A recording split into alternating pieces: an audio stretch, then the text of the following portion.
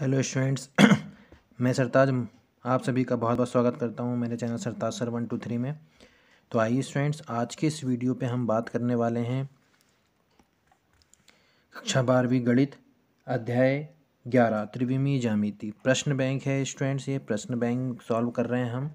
और प्रश्न बैंक का हमने जो टॉपिक सेलेक्ट किए हैं वो है अध्याय 11, है ना। प्रश्न बैंक का अध्याय 11 है त्रिविमीय ज्यामिति। ठीक है, त्रिविमीय ज्यामिति के क्वेश्चन नंबर हम 5 से करेंगे। ऑब्जेक्टिव आप लोग ने सॉल्व कर लिया होगा स्टूडेंट। उम्मीद है मुझे कि आपने ऑब्जेक्टिव आप सॉल्व कर सकते हैं, इसमें कोई प्रॉब्लम नहीं है, उसमें सॉल्यूशन सबके पास होता है। तो जहाँ हमको दिक्कत है हम क्वेश्चन के बारे में बात करते हैं कि हमको क्वेश्चन कैसे सॉल्व करना है। ठीक है, चलिए। तो पहला प्रश्न क्रमांक 5 प्रश्न बैंक की यदि हम बात करें तो वो क्वेश्चन आपकी स्क्रीन पे आपको दिख रहा होगा कि प्रश्न क्रमांक 5 क्या है हमारे पास। ठीक है, चलिए। तो प्रश्न क्रमांक 5 की हम बात कर लेते हैं। चलिए, तो प्रश्न क्रमांक 5 है कि दर्शाइए कि बिंदु 2, 3, 4, -1, -2, 1 और 5, 8, 7 जो है वो समरेख है।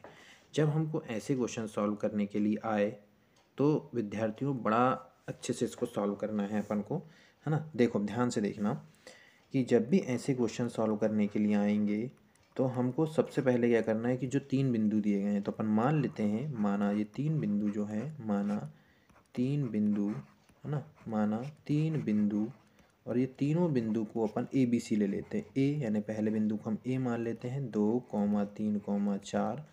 और दूसरे बिंदु को हम बी मान लेते हैं -1, -2, 1। और तीसरे बिंदु को हम मान लेते हैं तथा तीसरा बिंदु जो है वो है 5, 8 और 7। ठीक है। ठीक है, अब हमको तीनों बिंदु समरेख सिद्ध करना है। जब तीनों बिंदु समरेख सिद्ध करना होता है ना स्टूडेंट, तो हम क्या करेंगे कि हम इनके दिक् अनुपात निकालेंगे, यानी ए बी, यानी दो बिंदु को मिलाएंगे तो एक रेखा बनती है। तो हम यहाँ लिखेंगे सिद्ध करना है कि 3 बिंदु क्या है, समरेख। यहाँ लिख लेना, सिद्ध करना है कि 3 बिंदु समरेख है ना। लिख लोगे आप लोग। चलिए, अब यहाँ लिखेंगे अतः या अब, है ना। अब हम क्या करेंगे कि हम सबसे पहले निकालेंगे ए बी की, है ना। ए बी यानी यहाँ लिखते हैं रेखा ए बी, है ना। ए और बी को मिलाएंगे तो रेखा ए बी बनेगा। रेखा ए बी के दिक् अनुपात क्या निकाल लेंगे हम, दिक् अनुपात। ठीक है, दिक् अनुपात। जब रेखा ए बी के हम दिक् अनुपात निकालेंगे तो स्टूडेंट दिक् अनुपात बड़े आसान होते हैं। जब हम ए और बी की बात करेंगे तो आपको ये ध्यान रखना है कि ये जो होगा ये x2 हो जाएगा, है ना। ये x2, y2, z2 आपको निर्देशांक तो पता ही है। तो आपको क्या करना है, x2 - x1, y2 - y1, z2 - z1 करना है। ठीक है, तो यहाँ x2 कितना है -1 माइनस, और यहाँ कितना है 2, तो यहाँ लिख देंगे अपन 2। तो ये हो जाएगा x2, है ना, -x1। अब y2 कितना हो जाएगा -2 माइनस y1 कितना हो जाएगा 3, है ना। और z2 - z1 मतलब 1 - 3। ठीक है, जब हम इन दोनों को लिख लेंगे तो -1 - 2 क्या हो जाएगा -3, कॉमा -2 - 3 कितना हो गया -5, कॉमा -1 - 4 कितना हो गया -3। ठीक है, अब ए बी के निकाल लिए ना, तो अब अपन बी सी के निकाल लेते हैं, इसको सी माने बिंदु, है ना। अब इसी तरीके से आपको क्या करना है कि ए बी का निकाले हैं अपन ने, अब अपन निकाल लेंगे बी सी के, है ना। तथा रेखा बी सी के दिक् अनुपात, ठीक है, बराबर। अब बी और सी को देखना है, तो बी ये पॉइंट है ना, और सी ये पॉइंट है। तो अब इससे x2 - x1 लेना, तो यहाँ x2 क्या हो जाएगा 5 -1, तो ये हो जाएगा 1। ठीक है, कॉमा 8 -+2, कॉमा 7 -1, है ना। x2 - x1, y2 - y1, z2 - z1। 5 + 1 कितना हो गया 6, 8 + 2 कितना हो गया 10, 7 - 1 कितना हो गया 6। ठीक है, तो अब हमको यहाँ पर एक दिख रहा है कि ये ए बी के दिक् अनुपात आ गए और बी सी के दिक् अनुपात आ गए। तो अब हम इन दोनों के अनुपात निकाल लेंगे, है ना। दोनों के दिक् अनुपात जब आ गए तो हम यहाँ बोलेंगे कि ए बी, है ना, तो यहाँ लिखेंगे अतः, या हम ऐसा बोल सकते हैं, इसको थोड़ा सा ऊपर कर लेते हैं ना ताकि आपको समझ में आ जाए। ये ए बी के दिक् अनुपात है और ये बी सी के दिक् अनुपात। यहाँ लिखेंगे स्पष्ट है, इसको 1 दे दीजिएगा, इसको समीकरण 1 दे दो, इसको समीकरण 2 दे दो ज़्यादा हो तो, है ना। और इसको यहाँ लिखो, स्पष्ट है कि, है ना, स्पष्ट है कि ए बी के दिक् अनुपात बराबर, यदि हम बोले तो ये डबल दिखाई दे रहा है ना, तो ये क्या हो जाएगा, ए बी के दिक् अनुपात बी सी के दिक् अनुपात। तो यदि हम बोलें इन दोनों का अनुपात निकाल लो या तो आप, तो ए बी कितना है -3 -5 3। अब यदि हम इस 3 से भाग दे दें तो ये कितना जाएगा, है ना, सॉरी 2 से भाग दे दें तो 2 तिया 6, 2 पंचे 10, 2 तिया 6, तो यहाँ जाएगा ये -1/2। ठीक है, बी सी जो है यदि हम 2 से इसको भाग दे दें तो ये आ जाता है, या हम 2ab भी बोल सकते हैं इसको, कि बी सी बराबर क्या आ रहा है, 2ab -2ab आ रहा है ना। यदि हम ऐसा ले लें तो हम ये बोल सकते हैं अतः इसका मतलब ये होता है ना, यानी इन दोनों के कुछ ना कुछ रिलेशन आएगा कोई ना कोई संख्या के साथ हमेशा, है ना। जब हम दोनों रेखा के निकालेंगे और कोई रिलेशन आ जाए तो आपको सिर्फ ये लिख देना है कि ये दोनों जो क्या है, अतः ए बी जो है, ए बी व बी सी क्या कहलाएंगे, समांतर कहलाएंगे। ए बी व बी सी क्या है, समांतर है, चूँकि बी क्या है, बी उभयनिष्ठ है, इसलिए उभयनिष्ठ है,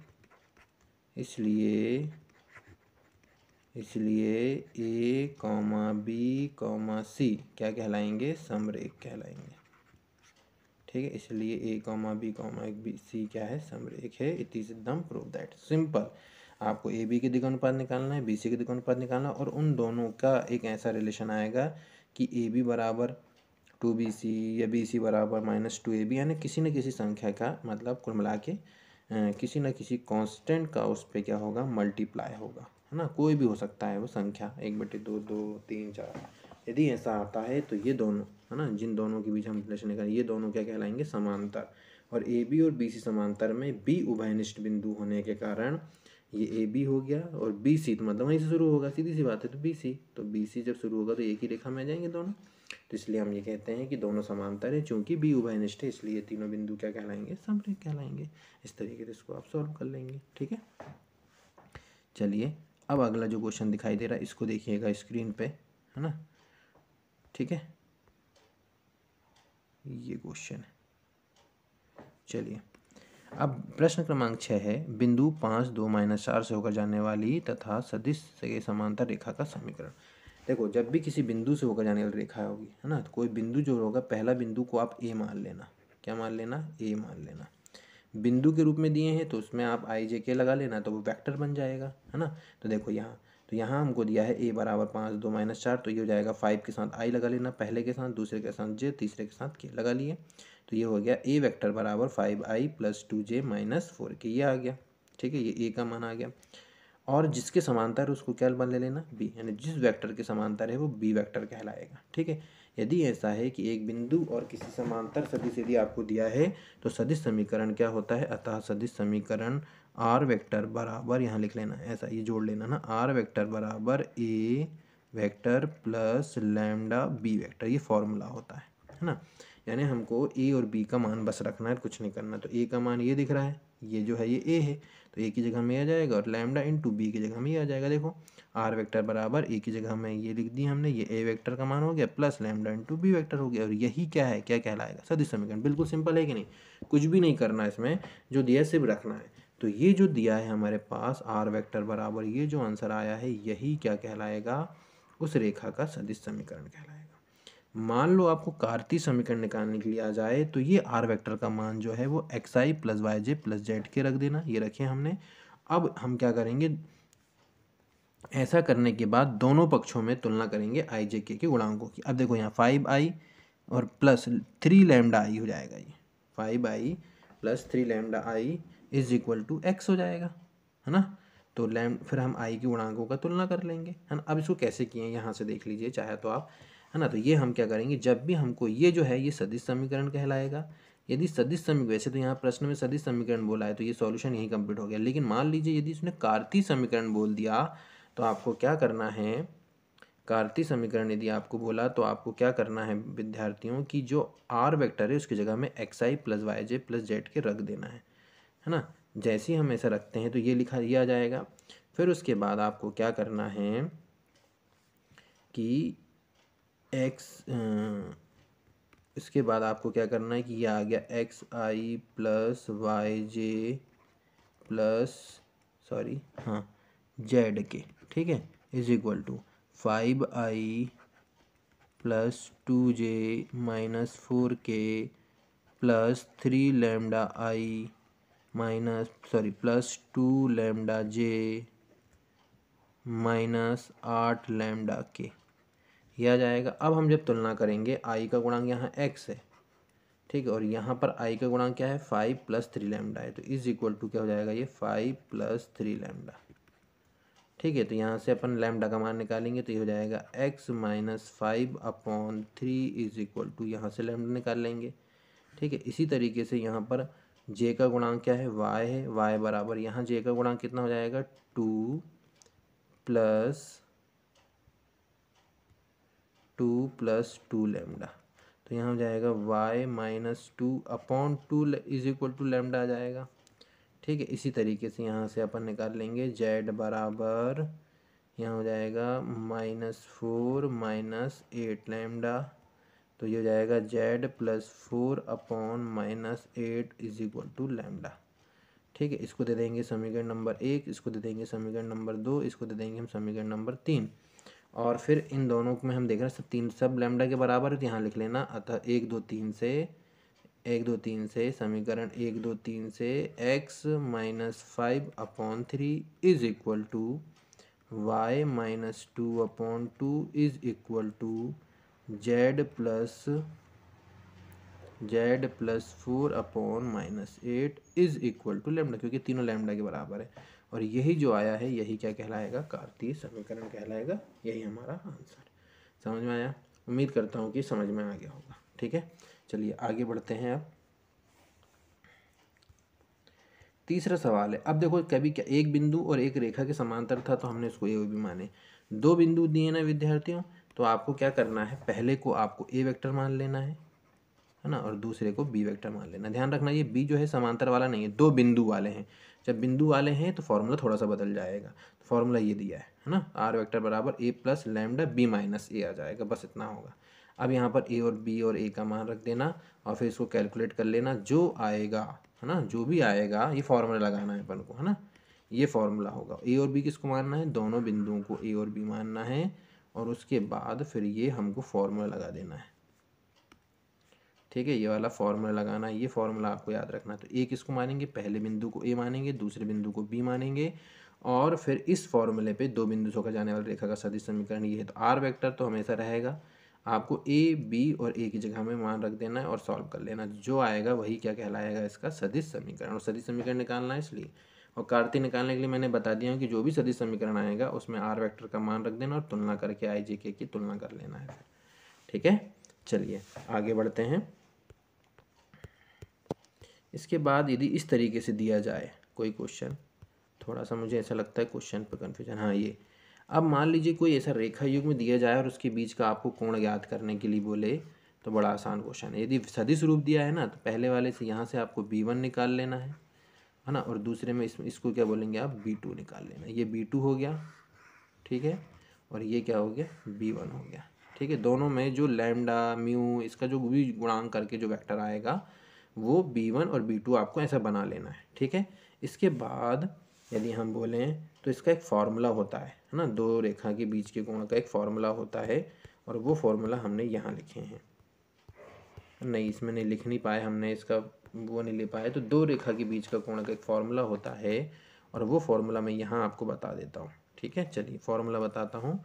तो फार्मूला होता है, दो रेखा के बीच का कोण यदि थीटा है तो कॉस थीटा बराबर हो जाएगा, जो आपने b1 b2 लिया तो यहाँ ले लेना है b1 इंटू b2, यानी b1 vector dot b2 vector upon mod b1 into mod b2, ठीक है। अब यहाँ पर दोनों वेक्टर के मान को रख दीजिए, तो यहाँ पर हो जाएगा 3i plus 2j plus 6k, है ना। ये पहले b1 का आया इंटू दूसरा जाएगा i plus 2j plus 2k। और जब इनका मापांक निकालते हैं तो जो i j k के गुणांक है उनका वर्ग कर दी, 3 का वर्ग धन 2 का वर्ग धन 6 का वर्ग। और दूसरे करनी में b2 का मापांक निकाल रहे हैं तो 1 का वर्ग धन 2 का वर्ग धन 2 का वर्ग। ठीक है, ऐसा निकाल लेंगे। और फिर इसके बाद जब गुणा करते हैं, डॉट प्रोडक्ट करते हैं, वो तो पता ही होगा आपको डॉट प्रोडक्ट कैसे किया जाता है। तो डॉट होता है आई का आई से गुणा, जे का जे से गुणा, के का के से। 3 और यहाँ आई का गुणांक कितना 1, तो 3 1 कम 3। यहाँ जे का गुणांक कितना है 2, यहाँ जे का गुणांक कितना है 2, तो 2 दूनी 4। यहाँ के का गुणांक कितना है 6, यहाँ के का गुणांक कितना है 2, तो 6 दूनी 12। तो ये हो गया डॉट प्रोडक्ट। ठीक है, इतना समझ में आया। डॉट प्रोडक्ट में कोई दिक्कत? चलिए अब यहाँ पर 3 3 9, अब करनी के अंदर लिखेंगे 9, 2 दूनी 4 और 6 6 36। ठीक है, और दूसरी करनी में लिखेंगे 1 का वर्ग 1, 2 का वर्ग 4 धन 4। ठीक है, बराबर। अब ये होगा 4 3 7 12 हो गया 19, और 9 और 4 13 13 36 क्या हो गया करनी 49। करनी 49 से बाहर निकालेंगे तो क्या जाएगा 7। ठीक है, करनी 49 से बाहर निकलेंगे तो क्या आ गया 7 गुणित 3 4 4 8 और 1 9, तो ये हो जाएगा 9 बाहर निकालेंगे तो ये हो गया 3। तो ये हो जाएगा कॉस थीटा बराबर 19/7 या 21। तो यहाँ से हम थीटा निकालेंगे, कोण बोला इसलिए, तो थीटा बराबर हो जाएगा कॉस इनवर्स 19/21। और यही क्या कहलाएगा दोनों रेखा के बीच का कोण, और यही अपना आंसर। ठीक है, तो सदिश समीकरण दिया तो सिंपल है ना। म्यू का गुणा, म्यू के साथ जो सदिश का गुणा है या लैम्डा के साथ जो सदिश का गुणा है उसको आप b1 b2 मान लेना और ये फॉर्मूला लगा के आंसर ला लेना। ठीक है, कोई दिक्कत? इसी तरीके से आपको अगले क्वेश्चन की तरफ भी बढ़ना है। अब अगला क्वेश्चन में क्या है कि कार्तीय समीकरण दिया, सदिश समीकरण नहीं दिया। अब कार्तीय समीकरण दिया ना तो ये तो और आसान हो जाता है। देखो कार्तीय समीकरण में क्या करना है बच्चों, हमको कार्तीय समीकरण में ये जो दिया रहेगा अपॉन में, ये हमको ए बी सी लेना। तो ये हो गया a1, इसको अब 2 हैं क्योंकि समीकरण हमारे पास, तो पहले वाले के लिए 1 1 ले लो, तो ये हो गया a1। ये जो है ये भी 2 ही है ना, वो जेड जैसे दिख रहा है आपको ये, तो ये हो जाएगा b1 और ये हो गया c1। ठीक है, और ये हो जाएगा a2, ये हो जाएगा b2 और ये हो जाएगा c2। तो ये 8 है, 18 नहीं है ना, 8, और ये हो गया c2। ठीक है, ये c2 हो गया 8। अब cos थीटा बराबर फॉर्मूला वही हो जाएगा क्या, a1 a2 plus b1 b2 plus c1 c2 upon under root a1 square b1 square c1 square a2 square b2 square c2 square. ये फॉर्मूला लगा दीजिएगा, और ये फॉर्मूला लगाने पर ये होगा, कैलकुलेशन आपको दिख रहा है तो यहाँ से थीटा निकाल लेंगे, तो यही इसका क्या कहलाएगा, आंसर कहलाएगा। ठीक है, चलिए आगे बढ़ते हैं। अब प्रश्न क्रमांक 10 दिख रहा है, उस समतल का सदिश समीकरण ज्ञात कीजिए जिसकी ज्ञात कीजिए जो मूल बिंदु से 7 मात्रक दूरी पर हो और सदिश के अभिलंब हो। तो किसी भी सदिश के अभिलंब सदिश का जो अभिलंब समतल का जो समीकरण होता है वो ये होता है आर, और वो वेक्टर जो दिया है जिसके अभिलंब है वो लिख लेना है बराबर क्यू। अभी हमको ये दूरी नहीं मालूम इसलिए यहाँ पर हम क्या लिख लेंगे, क्यू लिख लेंगे। ठीक है, क्या लिख लेंगे, क्यू लिख लेंगे। ठीक है, अब हमको प्रश्न में क्या दिया गया है कि मूल बिंदु से दूरी कितनी दी गई है 7। तो किसी भी समतल की मूल बिंदु से दूरी जब हम निकालते हैं तो मूल बिंदु से दूरी 7 दी जो है उसको 7 बराबर लिखेंगे हम, 7 बराबर जो भी वेक्टर दिया है उसके इक्वल टू क्यू दिया तो ये लिखेंगे हम क्यू, है ना, क्यू अपॉन जो भी वेक्टर दिया है उसका करनी के अंदर वर्ग कर देना। 3 3 9 धन 5 दिया है तो 5 25, और ये 6 दिया है तो 6 6 36। तो ये आ जाएगा 7 बराबर क्यू अपॉन, इसको जब करेंगे तो करनी कितना जाएगा ये 70। तो यहाँ से हम क्यू का मान निकालेंगे तो क्यू बराबर हो जाएगा 7 करनी 70। बस अब ये मान को उठा के इस क्यू की जगह में रख देना है अपन को, और कुछ नहीं करना, ये वाले क्यू की जगह में। तो जैसे इस क्यू की जगह में हम रखेंगे तो ये आ जाएगा ये 7 करनी 70, इस तरीके से आ जाएगा, और यही इसका क्या कहलाएगा, आंसर कहलाएगा, सदिश समीकरण कहलाएगा। इस तरीके से हम इसको सॉल्व कर लेंगे। ठीक है, इसी तरीके से स्टूडेंट अब अपन को क्या करना है, थोड़ा सा ये रोटेट कैसे होगा भाई, नहीं हो रहा है लगता है ना, चलिए, तो इस तरीके से क्वेश्चन नंबर 11 भी है, आप इसको देखिए, इसमें फॉर्मूला लगा है। क्वेश्चन नंबर 11 को आप सॉल्व करने की कोशिश कीजिए। यदि बस हम उम्मीद करेंगे कि आप इस क्वेश्चन को सॉल्व कर लेंगे, इतना बढ़िया सॉल्व कर लीजिए, और एक दो क्वेश्चन और जो बचे हैं प्रश्न बैंक उसको सॉल्व कर लीजिएगा फॉर्मूला लगा के। और उम्मीद करते हैं कि आप इन सबको सॉल्व अच्छे से कर लेंगे। यदि आपको वीडियो अच्छा लगे तो वीडियो को लाइक कीजिए, चैनल को सब्सक्राइब कीजिए और हमारे साथ जुड़े रहिए। चलिए फिर मिलेंगे नेक्स्ट वीडियो में कुछ नए टॉपिक के साथ। तब तक के लिए धन्यवाद। जय हिंद और पेपर के लिए बेस्ट ऑफ लक।